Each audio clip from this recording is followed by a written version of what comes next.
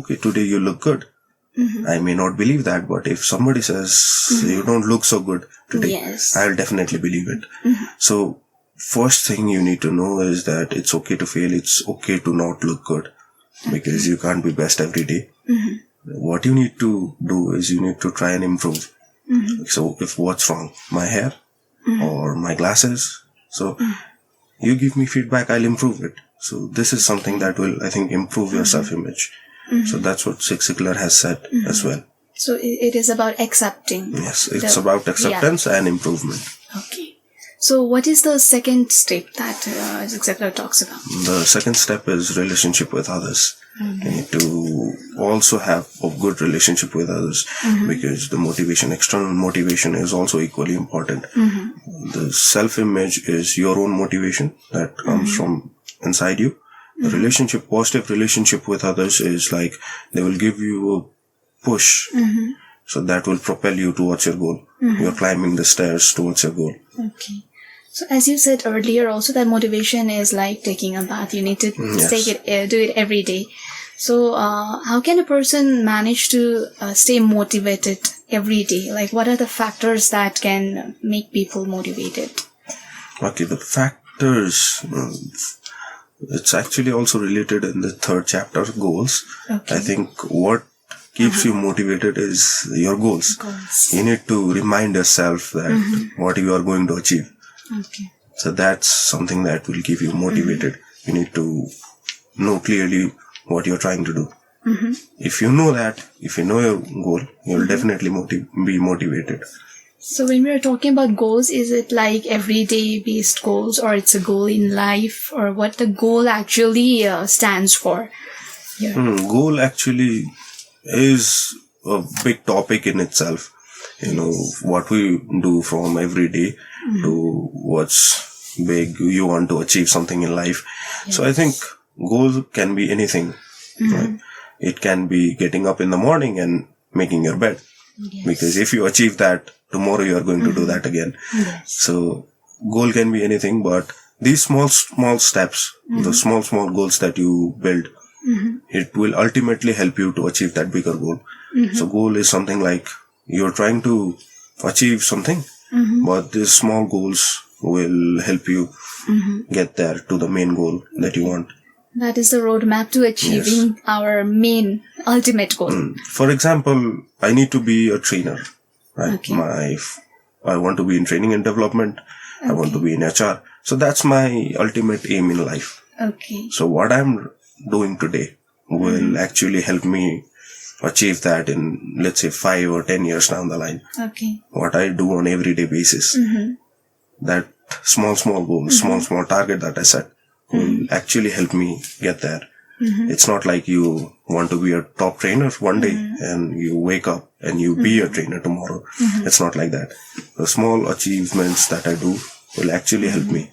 So it should be shown in behavior. The goals are actually the smart goals. Yes, smart goals.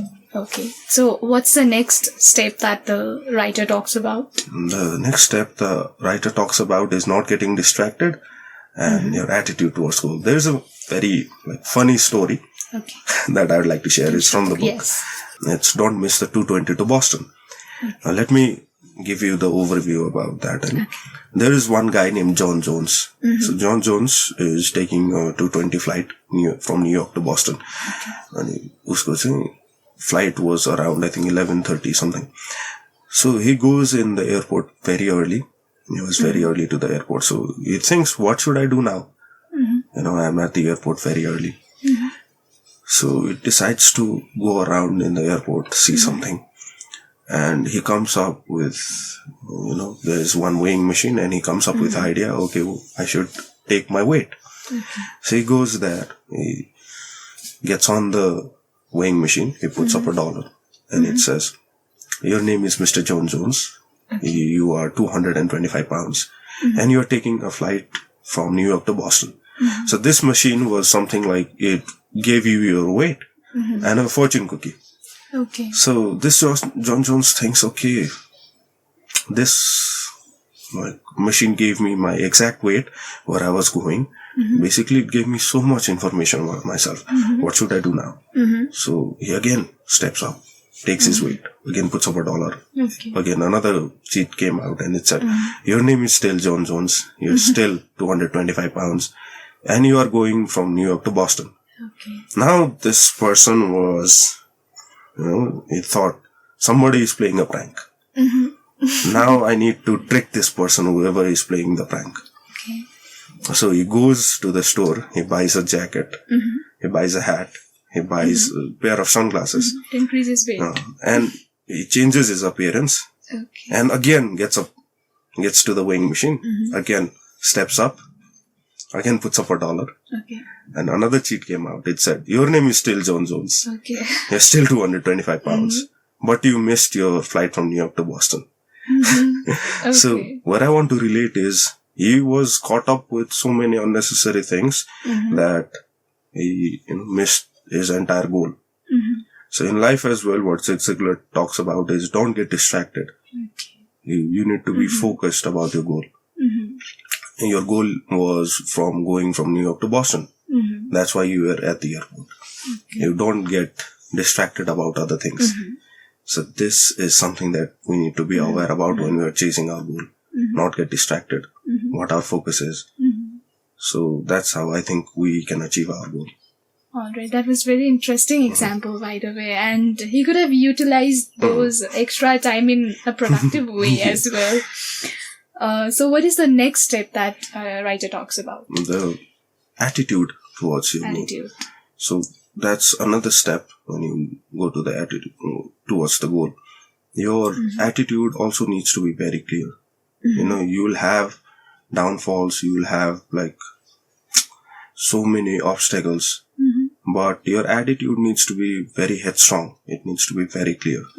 So will you just stare at the stairs, or you will get up through each and every ladder to go through your goals? Okay. So that is another step. Attitude.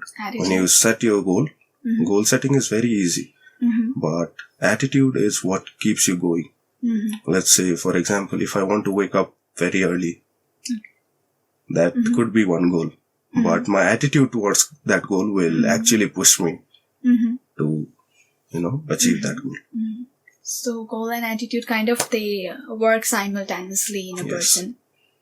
So after the right attitude, then what are we talking about in the sixth step? And the last step is the desire. What I have seen and what this book has taught me is that most of the people, they will only desire. So only desiring will not help you.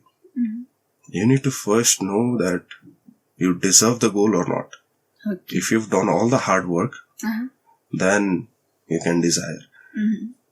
For an example, let me tell you one short story again from this book. Sure. There is this security guard that he was very familiar with John Jones. Zig Ziglar. So when Zig Ziglar is at the bank, there is one security guard and he was just talking very casually. So the guard tells Mr. Ziglar, the bank does not pay good. So Zig Ziglar replies, no, my friend, the bank does not pay you good. All right. There are people who earn so much money in this bank. And then here you are. The bank is giving 10 million to a CEO and only 10,000 to you. Why is that? Because you don't desire to be at the top. Okay. And if you desire to be at the top, you need to deserve to be at the top. There is also another saying, first deserve, then desire. If I want to be a CEO, what have I done to be the CEO? Have I developed myself enough or not? Just desiring will not help. So you need to climb up every step before you desire. Desire is the last step towards reaching your goal. So first deserve and then desire. Yes. That's how we can sum up all these steps. Yes. So you can see it in the picture as well. The stairway to success is out of order. Sorry, the lift is out of order. And then you need to work your way up through the ladder to the success. So first thing that you need to do is, will you just stare at the stairway or will you get to each and every stairs? So the first stair is self-image. You need to have a positive self-image about yourself, about your entire life. A relationship with others is something that you need to maintain to achieve that goal. The third step is goals. You need to be very clear about your goals. You need to set standard goals. Fourth is attitude. Now, what's the difference between attitude and self-image? Self-image is something that you perceive about yourself. But attitude is something that you perceive about others. The outer world. So if you think it's a bad day, or if you think situations are not going good, it's your attitude. But how you perceive yourself is your self-image. Now, after you have worked in this step, you need to put in the effort. There comes work, the deserve part, and then it's desire. So basically, first you need to deserve what effort have you put in, and then you desire about your goals. You cannot just say that I'll be a CEO. What have you done to achieve that? What have you done to be a CEO? So after that, you can desire, and then you'll reach your success. This is what the book tells. It's quite creative imagery of, that it's out of order. The shortcut is out of order and you have to climb the stairs like a compulsion, which is actually true. Now that we have talked about this relationship with others, I'm sure many audience might be wondering that how can we maintain good relationship with people around us? What is the thing called positive relationship with others? So how can we do that? Positive relationship with others. There's one good example that I would like to use, and it's something that I use in my trainings as well, and in my daily life as well. First step is be humble. Now, I think everyone has heard about, when Hanuman got his tail burnt in Lanka by Ravan. So there is one small incident that happened. So when Hanuman was meeting Sita, for, when Ram sent Hanuman to meet Sita, Hanuman just said, I am a messenger of Lord Sri Ram. He was so humble. And he didn't even brag about himself. Now, if you read Ramayana, Hanuman is the most powerful character in Ramayana. He is someone who can swallow the sun. But he just says, I'm just a messenger. He does not brag about himself. So when Ravan caught Hanuman and wanted to light his tail on fire, it was actually Sita who prayed to Lord Agni that please protect this kid from the fire. So if you are humble, everyone will pray for you. Everyone will work towards your success. So that's how maintaining your relationship with others, being positive, staying humble, will help you achieve your goal. In my own life, I have mentors who, help me achieve my goals. So I can't do it all alone. I need help. Now, how do I maintain my relationship with my mentors? Is be humble. Know my roots. How, from where I came, where am I now? How they helped me. I think knowing all this maintains my relationship with them. So it pretty much sounds like you prefer mentorship a lot. Yes. So, and the book was also suggested you by a mentor. That's a coincidence.